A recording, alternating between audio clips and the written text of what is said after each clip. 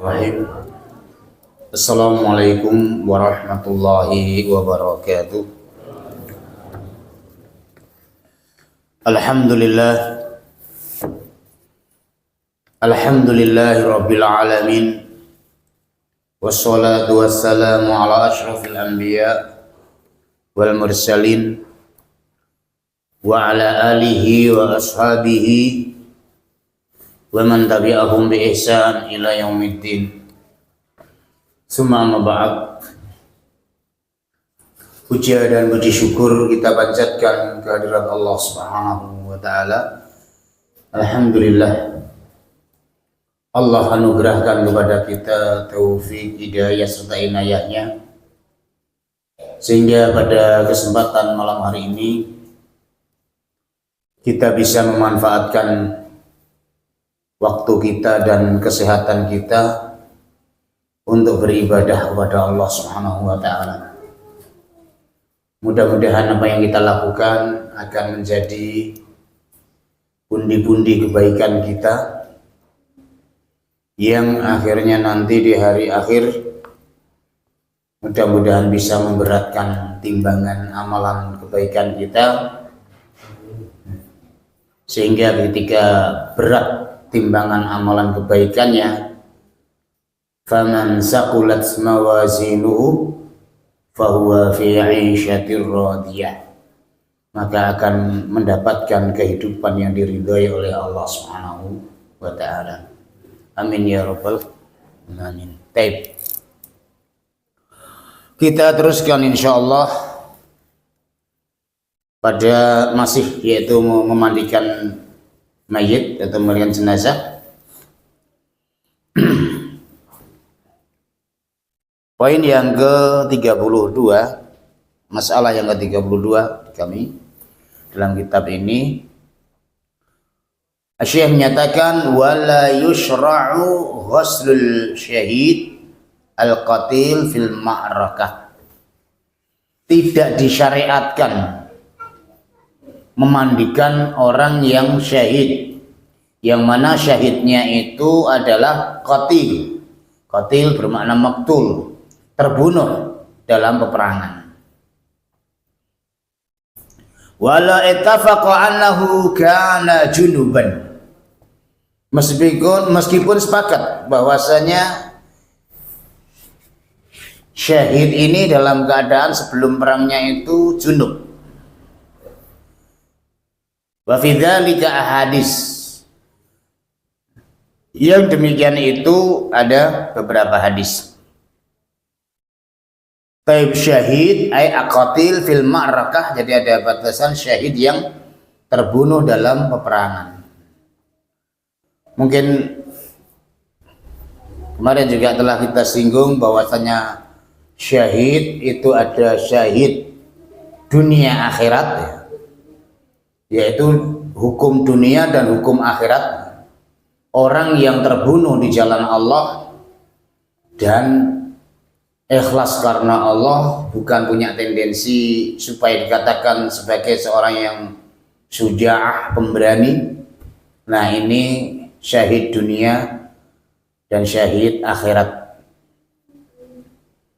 Ada yang syahid dunia saja, yaitu seperti orang yang terbunuh di jalan Allah tapi tidak mendapatkan syahid akhirat karena dalam peperangan itu dia tujuannya adalah liyuqal, supaya dikatakan oleh orang pemberani, syuja'ah tadi. Wa qad qila, dan telah dikatakan. Maka orang yang demikian itu hukum syahid dunia, tapi masalah di akhirat itu tidak mendapatkan pahala syahid. Ada yang syahid akhirat saja, tapi hukum dunianya tidaklah syahid. Seperti kemarin yang banyak telah kita sebutkan, itu kalau dalam keadaan kondisi ikhlas dan ini syahid akhirat pahala syahid, tapi hukum di dunia tetap dikafani, dimandikan dan sebagainya. Ya. Seperti orang yang mati karena wabah taun ya. Di dunianya tetap dimandikan, tapi di akhiratnya insya Allah dia akan dapat pahala syahid. Mati dalam keadaan misalnya melahirkan, nah itu syahid dunia, syahid akhirat, tapi hukum dunia tetap dilaksanakan seperti biasa. Jadi ada syahid dunia akhirat, syahid akhirat saja, dunianya enggak, tapi ada syahid bahkan hanya dunianya saja.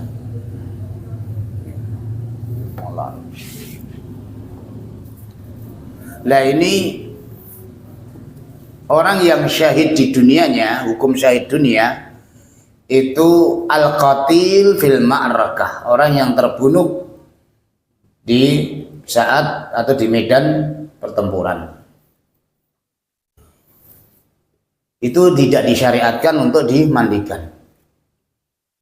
Artinya kalau dimandikan juga boleh, tapi tidak diwajibkan, diharuskan untuk dimandikan. Misalnya, an Jabirin qala kana Nabi sallallahu alaihi wasallam. Nabi mengatakan adfinuhum fi dima'ihim. Kuburkanlah mereka-mereka itu bersama dengan darah-darahnya. Yakni yauma Uhudin. Nabi mengatakan demikian pada setelah peperangan Uhud. Mereka para syuhada Uhud. Adfinuhum fi dima'ihim. Kuburkan mereka itu bersama dengan darah-darah mereka. Artinya tidak dimandikan. Kalau dimandikan berarti darahnya kan hilang. Walam yaghsilhum, dan tidak dimandikan. Wa fi riwayah, dalam riwayat lain, faqala, dia mengatakan anna syahidun ala haula, kata Rasulullah, saya sebagai saksi terhadap mereka-mereka. Lufuhum fi dima'ihim. Lufuhum, bungkus atau kafani mereka-mereka itu fi dima'ihim, dengan darah-darah mereka. Fa innahu laisa jarihun yujrah fillahi, maka sesungguhnya tidak ada luka yang lukanya itu karena di jalan Allah, illa terkecuali jaa, akan datang wajarhuhu yaumal qiyamah, dan bersama dengan lukanya nanti di hari kiamat yadmah atau yadmah, yaitu dengan mengalir darah. Lukanya itu menghadap pada Allah dengan mengalir darah, masih tetap berdarah. Launuhu launuddam, warnanya warna darah, akan tetapi warihuhu rihul misk, akan tetapi bau daripada darah itu adalah bagaikan misk, bagaikan kasturi. Nah ini karena nanti akan menjadi saksi di hadapan Allah Subhanahu wa ta'ala, sehingga tidak disyariatkan untuk dimandikan.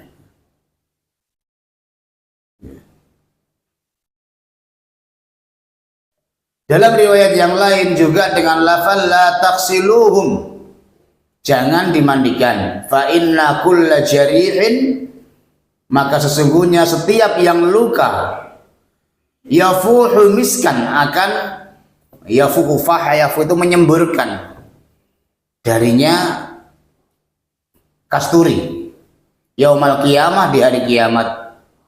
Walam yusalla alaihim, demikian juga tidak disolatkan, dalam riwayat ini. Baik, itu hadis dalam masalah ini. Yang pertama dari Jabir bin Abdullah radhiyallahu taala anhu, berkaitan dengan para syuhada Uhud. Hadis yang kedua, an Abi Barzah anna Nabiyya sallallahu alaihi wasallam, dari Abi Barzah bahwasanya Nabi Muhammad sallallahu alaihi wasallam kana fi makhzalahu, dari Abi Barzah Nabi ada di dalam satu peperangan bersama dengan Abi Barzah. Fa'afa Allahu alaih, maka Allah pun memberi kemenangan atasnya. Faqala li ashabihi, Nabi mengatakan kepada sahabat-sahabatnya, hal tafqiduna min ahadin, apakah kalian di antara kalian ada yang kehilangan sahabat-sahabatnya? Artinya kalau nggak ada berarti kan hilang, berarti mungkin terbunuh. Qalu na'am, iya. Fulan wa fulan wa fulan, disebutkan. Fulan, fulan, fulan, tidak ada. Tsumma qal, kemudian Nabi mengatakan lagi, hal tafqiduna min ahad. Nah, sekarang apakah masih ada yang hilang di antara kalian? Qalu la, sudah ketemu berarti ini, oh ini terbunuh. Qalu la, qala lakinni, akan tetapi aku afqud Julaybiban, aku kehilangan Julaybiban, Julaybib. Fatlubuhu, cari dia, di mana kau nggak lihat aku? Fatulibah, maka dicari. Fil qatla, dengan apa? Di orang-orang yang terbunuh. Fawajaduhu ila jambi sab'ah qatalahum, maka mereka mendapatkan ada 7 yang terbunuh, kemudian ada 1 yaitu Julaybab niku. Tsumma qataluhu. Ya, jadi dia itu telah membunuh 7 orang, akhirnya dia terbunuh. Fa'utiyan Nabi sallallahu alaihi wasallam, maka didatangkan kepada Nabi Muhammad sallallahu alaihi wasallam. Fa waqafa alaih faqala, Nabi pun berdiri dan mengatakan, qatala sab'ah thumma qataluhu, dia telah membunuh 7 orang, kemudian mereka akhirnya membunuhnya. Nabi mengatakan, hada minni wa ana minhu, ini bagianku, ya, ini dariku dan saya pun bagian daripadanya.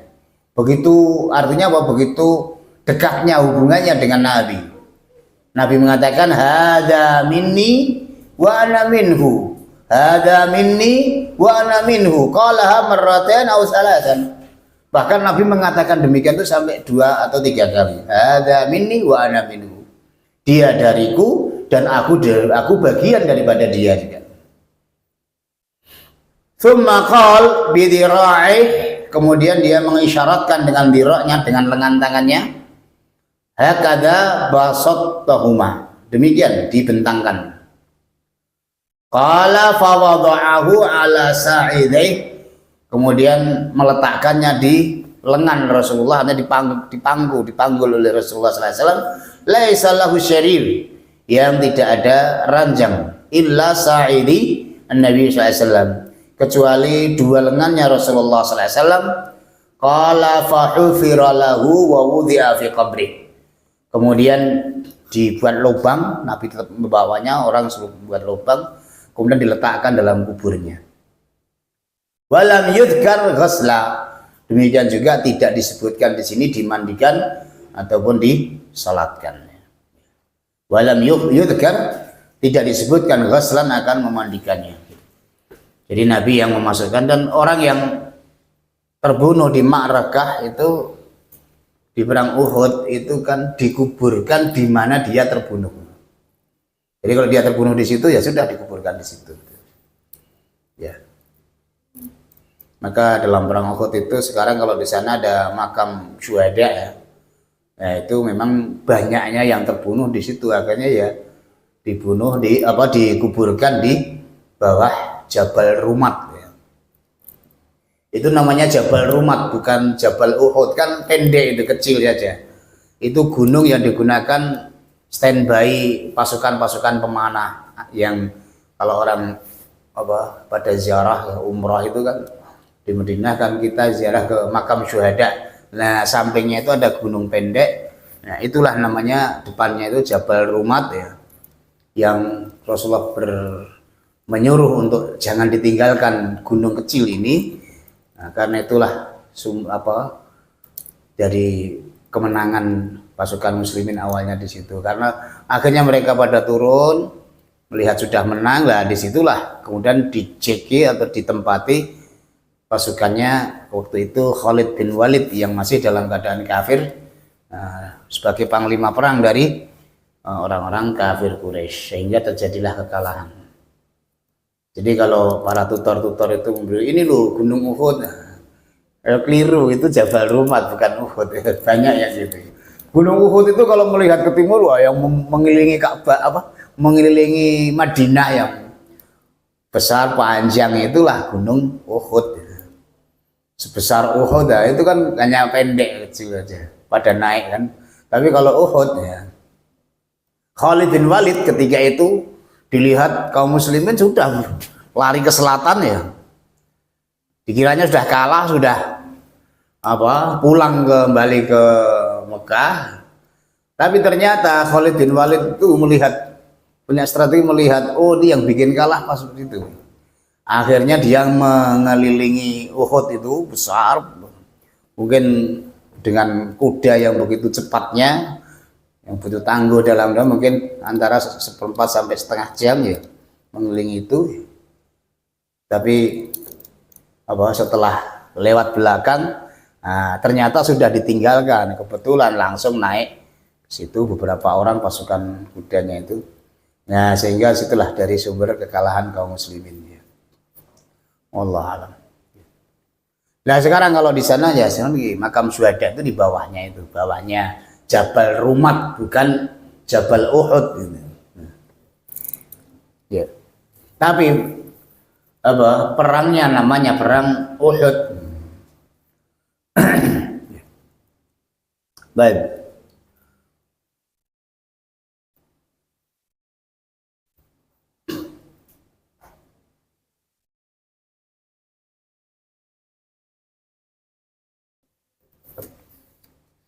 Yang ketiga, jadi dari hadis kedua tadi tidak dimandikan dan jika tidak disolatkan, tapi hanya langsung dikubur.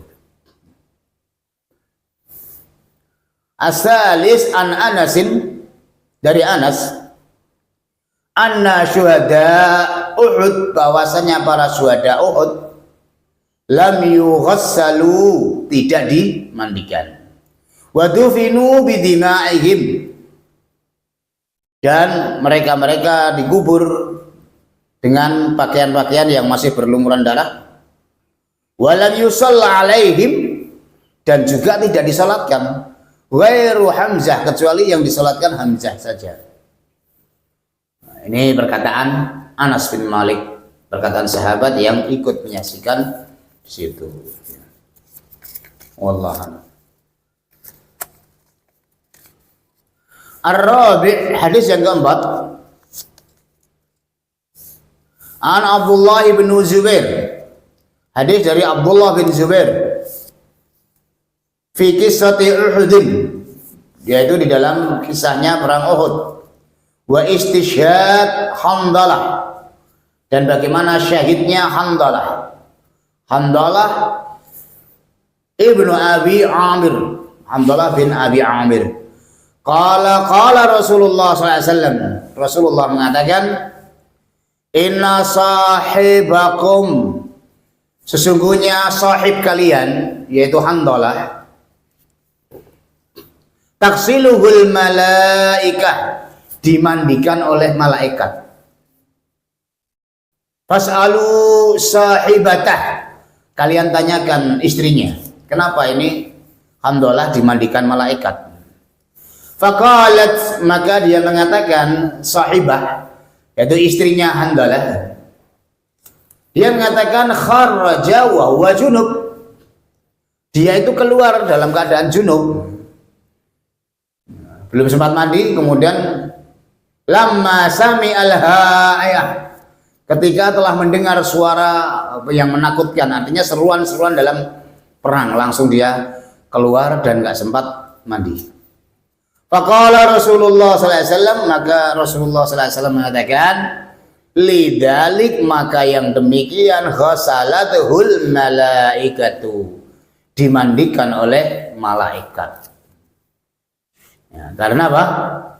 Karena junub, tapi yang mandikan malaikat. Ini hadis sahih ala syaratil Muslim wa aqarruhu ad-Dhahabi, dan Imam Dhahabi menyatakan demikian. Sahih artinya syarat-syarat Imam Muslim.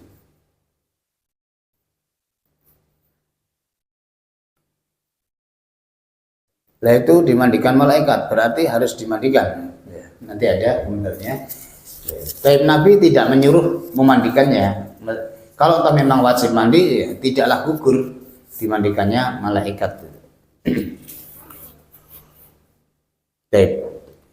Yang kelima, al-khamis an Ibnu Abbasin qala, hadis Ibnu Abbas.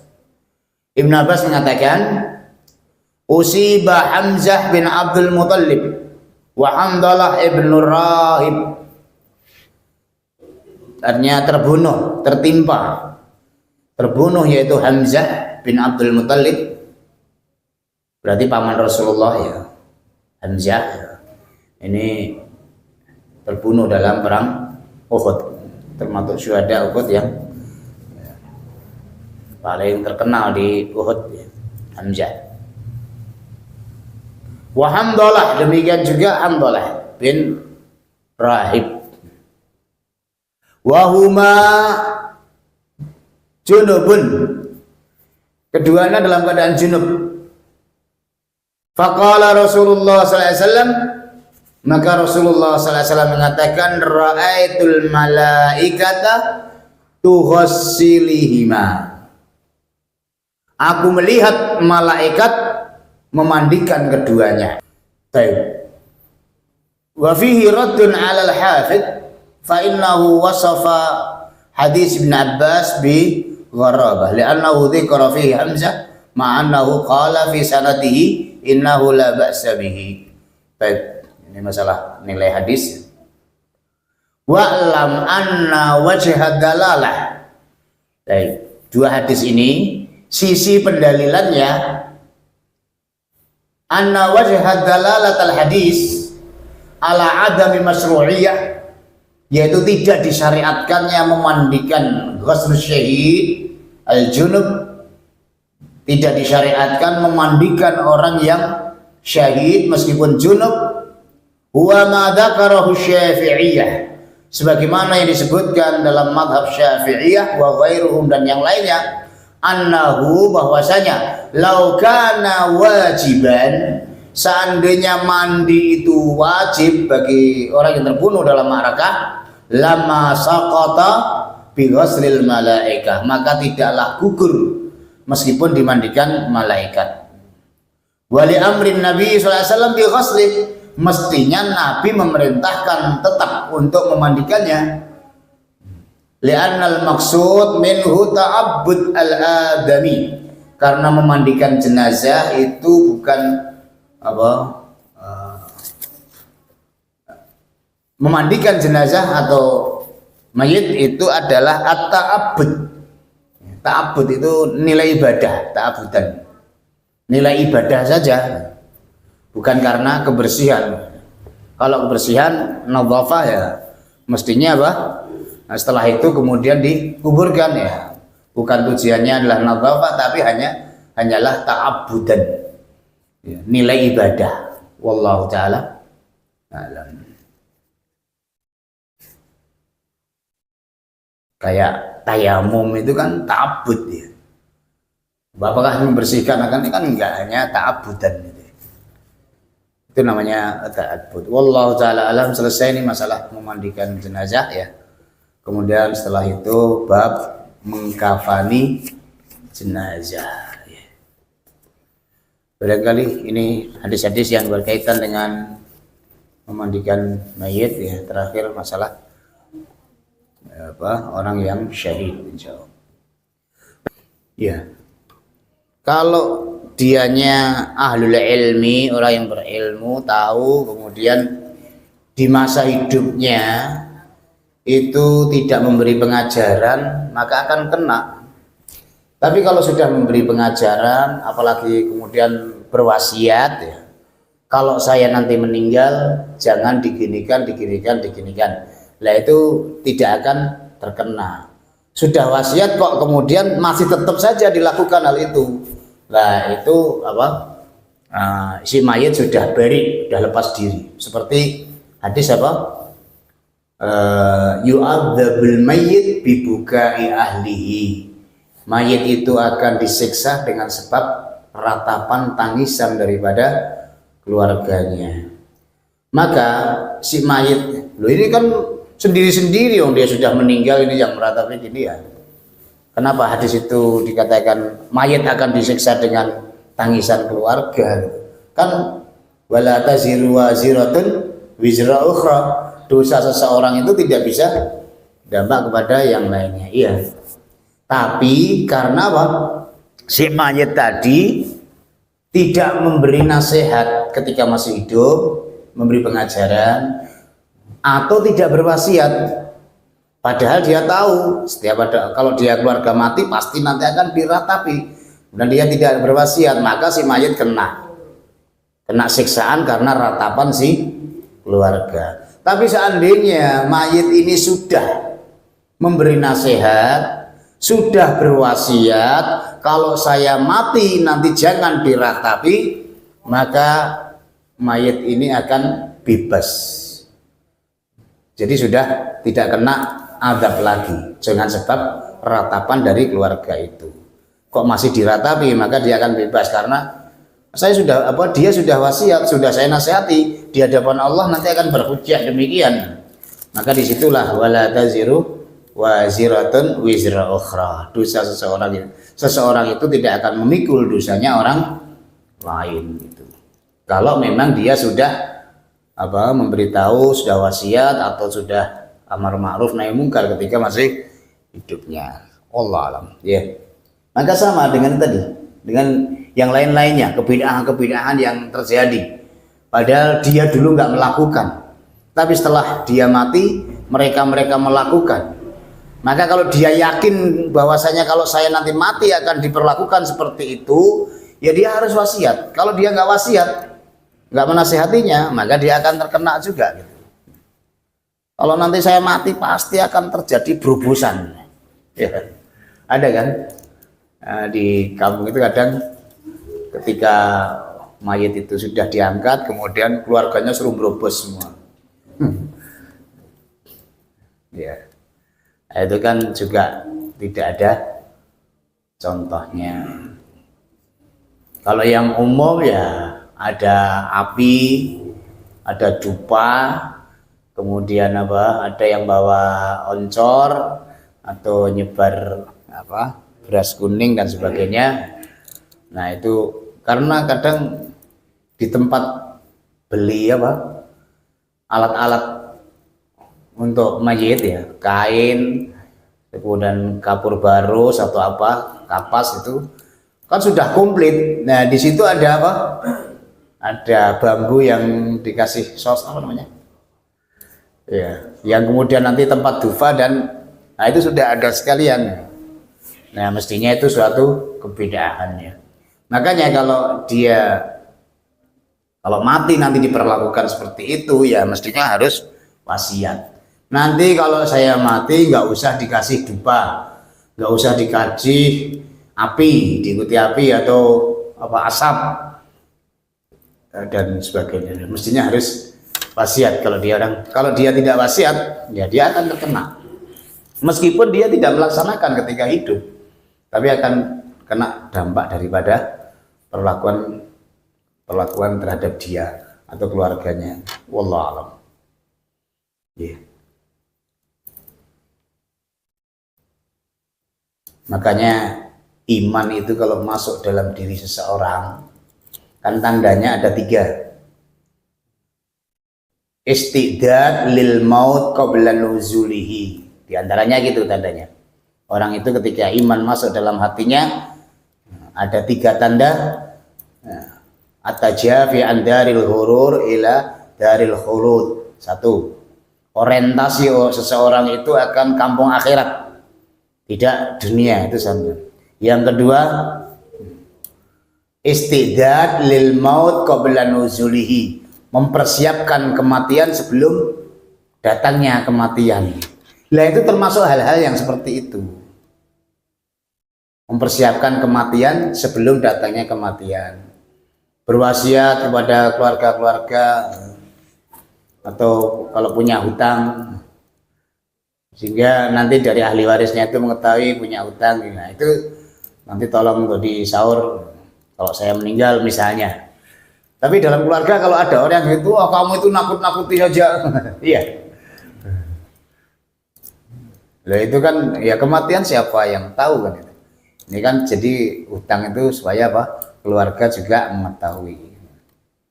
Nah, kemudian apa? Wasiat-wasiat yang umum, adat kebiasaan di suatu tempat itu, yang itu merupakan penyimpangan-penyimpangan dalam agama. Mesti wasiat kepada orang yang nantinya akan mengurusi, yang punya kekuatan, yang punya power untuk melarang semuanya. Misalnya bahwa saya nanti kalau mati nggak usah disepertikan fulan. Ya. Di anggota pengajian itu dulu ada letnan kolonel. Ya. Pernah tak tanya, Pak, nanti Bapak kalau mati mau secara militer atau secara Islam? Kan kalau secara militer itu kan sudah jauh daripada adat kebiasaan Islam kan. Islam itu kan ya adat-adat termasuk dalam jenazah. Waktu itu dia saja nggak jawab.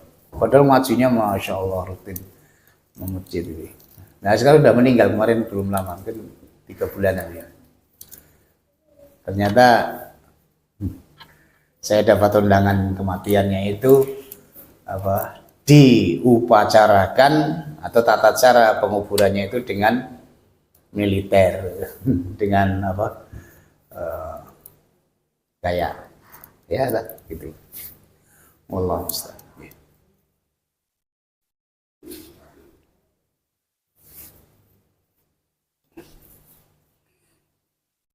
Makanya kita belajar ahkamul janais itu supaya kalau kita mati, mestinya nanti tata caranya ya kayak yang kita pelajari itu. Jangan sudah ngaji janais nanti ketika mati tata caranya juga masih seperti adat istiadat yang ada di kampung. Oh, itu sudah bukan urusan kita. Ya bukan gitu, kita harus berwasiat. Hal-hal yang berseberangan dengan Islam mestinya harus kita tinggalkan. Kalau kita nanti meninggal mestinya kan gitu. Ya. Yeah. Wallahu a'lam. Ada yang lain? Kalau tidak mungkin kita cukupkan. Yeah. Insyaallah pertemuan yang akan datang masuk ke pengkafanan mayit, takfinul mayit. Yeah. Subhanakallahumma wa bihamdika asyhadu an la ilaha illa anta astaghfiruka wa atubu ilaik. Walhamdulillahirabbil alamin. Wassalamualaikum warahmatullahi wabarakatuh.